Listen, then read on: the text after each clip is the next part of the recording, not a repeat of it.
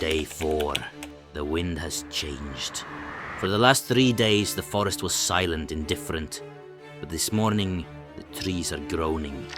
The air pressure is dropping. My debris hut saved me last night.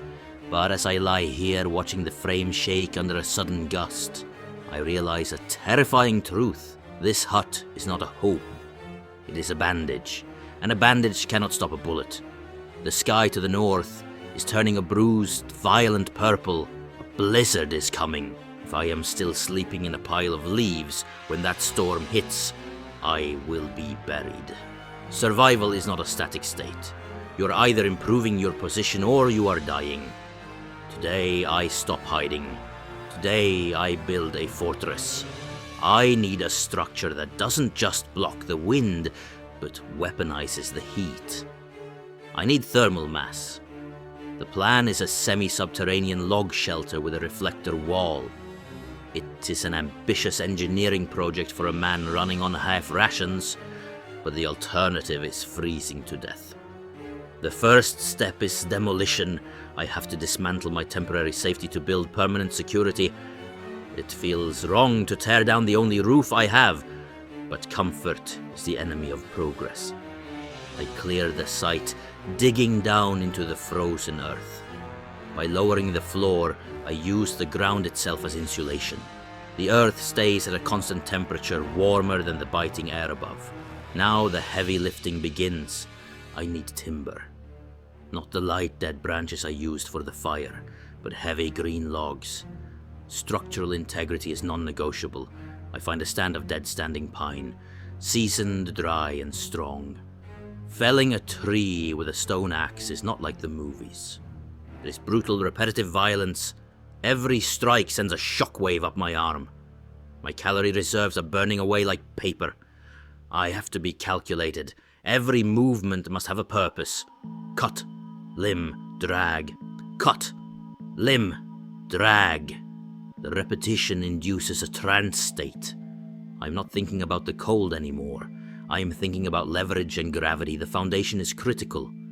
I lay the base logs, locking them into the earth. I am using a simple saddle notch technique. By cutting grooves into the underside of the logs, gravity locks the walls together. No nails, no rope, just friction and weight. As the walls rise, I face a new problem. The gaps. The wind is a liquid. It will find every crack, every imperfection. I gather moss, nature's fiberglass insulation. I pack it tight between the timbers. This is called chinking. It seals the cabin, turning it into an airtight capsule. The wind is picking up now, howling through the canopy like a freight train. My hands are numb, clumsy. The coal is trying to slow me down, trying to make me make a mistake. The roof is the most dangerous part of the build. If it fails, it crushes me. If it leaks, I die of hypothermia.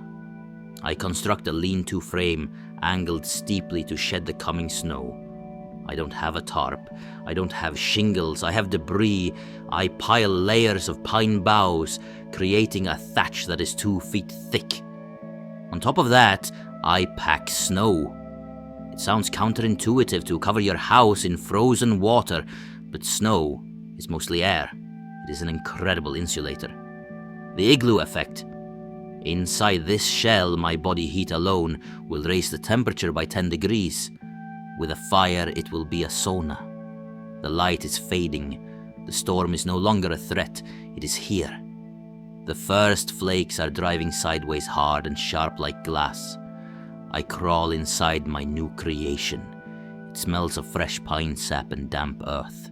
It is tight. It is solid, but it is cold. I have one final test. The hearth. I built a stone reflector against the back wall designed to bounce the infrared radiation back into the sleeping area. I bring in my ember, the child of the bow drill from yesterday. I feed it tinder. Smoke curls up, searching for the exit. For a moment, it chokes the room and panic sets in. If the chimney doesn't draw, I will suffocate. But then, the heat rises, The physics take over, the smoke is pulled up and out, and the fire roars to life. The transformation is instant. The orange glow licks the walls, revealing the texture of the wood, the moss, the dirt. The temperature spikes. Outside, the world is ending. The wind is screaming, tearing at the trees, burying the landscape in white. But inside there is stillness. I hold my hands out to the fire. The shaking stops. The fear dissolves. I have turned a hostile environment into a living room. This is not just a shelter. This is a line in the sand. I have conquered the elements. But as the warmth returns to my blood, my stomach tightens. The fire requires fuel, and so do I. I have built a fortress, but a fortress under siege eventually starves. The storm will pass, and when it does, the real war begins. I need meat.